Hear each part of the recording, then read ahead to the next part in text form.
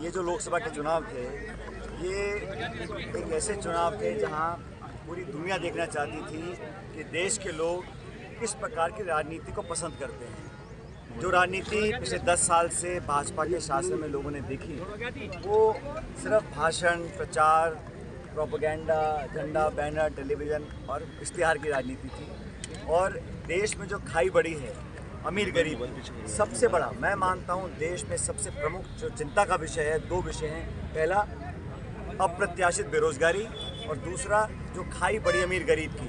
जो नीति निर्माण हुआ है वो आर्थिक दृष्टि से सिर्फ चंद लोगों को फ़ायदा पहुंचाने के लिए काम सरकार ने किया और अधिकांश भारतवर्षीय जो लोग हैं वो महंगाई और बेरोजगारी से जूझ रहे थे।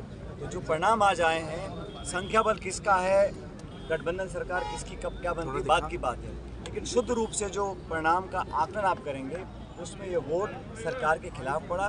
भाजपा का संख्या बल 303 था, आज 60-70 उनके सांसद कम चुन कर आए हैं। एनडीए ने दावा 400 का किया था, 200 कुछ पे आके वो अटक गए हैं। और ये जो जनादेश भी है ये खंडित है, किसी भी दल को सरकार बनाने का स्पष्ट बहुमत नहीं मिला। मतलब लोगों को जो सत्ता में थे उनको अपने गिरबान में झांकना चाहिए और आकलन करना चाहिए कहाँ उनसे कमी रह गई थी। कांग्रेस को और इंडिया अलायंस को आपार जन समर्थन जनता का मिला है। कांग्रेस पार्टी का प्रदर्शन राजस्थान में बहुत बेहतर रहा। पिछले लोकसभा चुनाव में हम एक भी सीट जीत नहीं पाए थे। इस बार हम लोग 11 सीटों पर भाजपा को हम लोग पराजित कर पाए हैं। ये हम सबकी सामूहिक मेहनत का परिणाम है।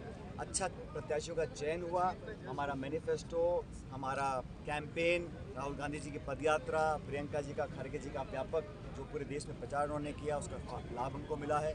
इसलिए हमारा जो संख्या बल था वो दुगना हो गया और एनडीए अलायंस को बंगाल में, उत्तर प्रदेश में, हर जगह बहुत बहुमत मिला है। तो ये चुनाव मैं समझता हूँ बड़े महत्वपूर्ण थे और सरकार का गठन तो राष्ट्रपति के निमंत्रण के बाद होगा, लेकिन जो परिणाम आए हैं वो मुझे लगता है कि सरकार के विरोध में है। सरकार की जो नीति थी दमन की, विपक्ष को ख़त्म करने की, संवादहीनता की, संवेदनहीनता की,